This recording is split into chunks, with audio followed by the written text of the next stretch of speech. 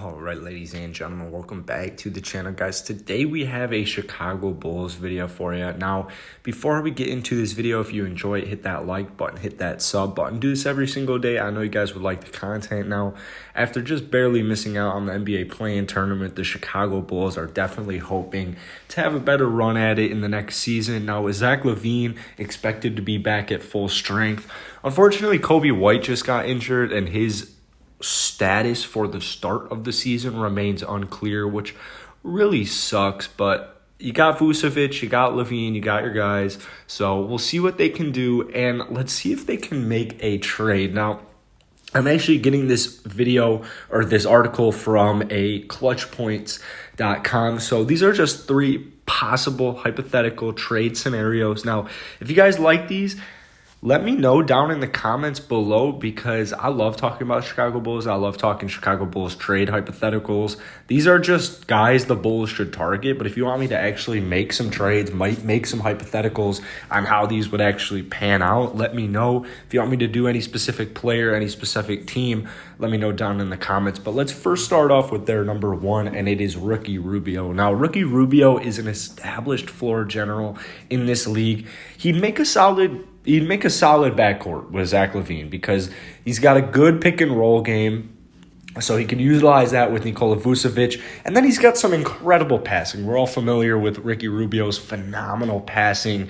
He's got that veteran leadership. He's getting up there in age. And those are the qualities that the Chicago Bulls really want at that point guard position. Now, with Ricky Rubio in the lineup, they would be getting a good defensive point guard that has actually shut down some of the league's biggest stars. Now, although he doesn't score with the best of them, that's why Kobe White's there on the bench, and that's why you got guys like Zach LaVine, Nikola Vucevic, people around him who can provide them with that scoring while he provides the leadership and that playmaking.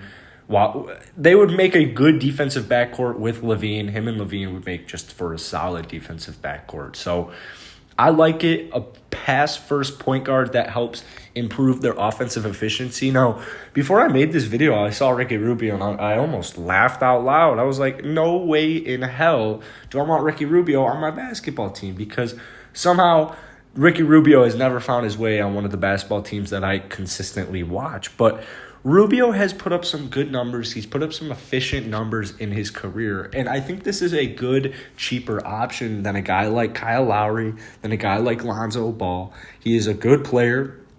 He's got that veteran leadership. And he had a somewhat solid season. He had a tougher 2020, 2021. So he had a somewhat solid season, going 13 points, 4.7 rebounds, 8.8 assists, 1.4 steals. Now, while he isn't that Lonzo Ball, Kyle Lowry, Chris Paul that some guys might want to have, Ricky Rubio really, I might make a whole trade video about this guy, because I think this is a great idea here. I really like that. It's a great option to have at least on the table.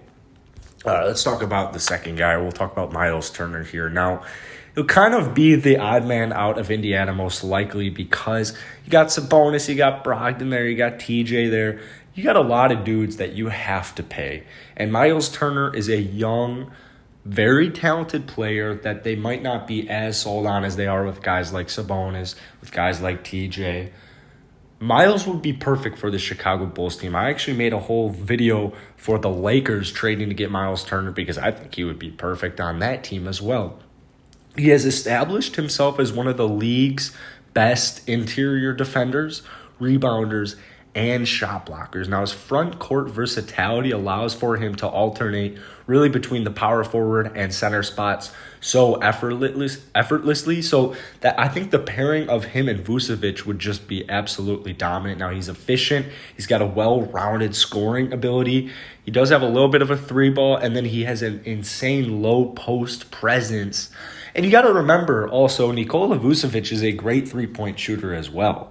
So this is awesome. Now, you got Lauri Markkanen not likely to return next year, so the Bulls are going to be shorthanded regardless. Could definitely use more size and depth in that front court.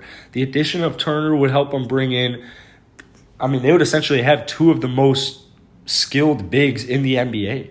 They can score anywhere on the floor, provide elite rim protection, and then you got Zach LaVine's two-way scoring, two-way athleticism, and that's a great trio to have. You got Miles Turner, Nikola Vucevic, and Zach LaVine. Offensively and defensively, that is going to get the job done. Those guys are shooters as well. I think that would be a very fun player to have on the team. Now, Miles Turner actually led the league in blocks this past season, or 2 seasons ago, at 3.4.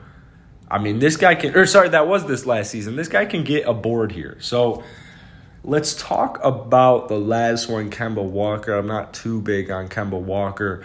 Now, I actually made a whole video on why the Chicago Bulls, it was titled, Should the Chicago Bulls Trade for Kemba Walker? And I went with no, but there is a video up on that if you want to see it. Now, Kemba had a really down year, and he was injured for the year's playoff run as well. Boston is 100% looking to move on from Kemba, and Kemba's 100% looking to move on from the Celtics. The Bulls want veteran players to make a strong playoff push next season, and it's a good veteran to have at the point guard spot. And I got a comment actually yesterday from a dude saying, I bet we wouldn't be saying these things about Chris Paul 2 years, or I bet we would have been saying the same things about Chris Paul 2 years ago. And that's a great point. It's a great point. But I mean, I guess Chris Paul and Kemba Walker are a little bit different because Chris Paul is a top 5 point guard in the NBA of all time. Kemba Walker is nowhere near there. But I see where he's getting at. So you're kind of just taking a gamble here on Kemba Walker. My issue with Kemba is that at the best you're going to get from Kemba is just not a good defensive player. Like, no matter how good he's going to be on offense, he's just not a good defensive player. When you got Zach LaVine there at shooting guard, he's shown he can hold his own, but he's also shown, like, maybe pair him up with a good defensive player like Ricky Rubio. So Kemba, I'm not too sold on him. I know the pick and roll game with Kemba and Nikola Vucevic would go awesome. I know that would be awesome, but I guess it would be the same almost with Ricky Rubio, just not as flashy. Now, these might not be the moves that actually get them to the championship, but it definitely puts them in the playoffs. It definitely gives them that winning culture. And their last playoff experience was so long ago. It was like I was still in high school when they were doing this. I'm about to graduate college here. And it would just be a nice breath of fresh air to have the Bulls be in the playoffs. We've been patiently waiting to kind of get here. And with that being said, all 3 of those moves, I think all 3 of those single moves would get this Chicago Bulls team in the playoffs. I'm a really big fan. I'll rank them. I'll go Miles Turner, Ricky Rubio, Kemba Walker in that situation. I've got an open mind, though, so I'm curious to hear what you guys have to say. If you guys want me to make any special videos, let me know, like I said, and I'll see you guys tomorrow, man.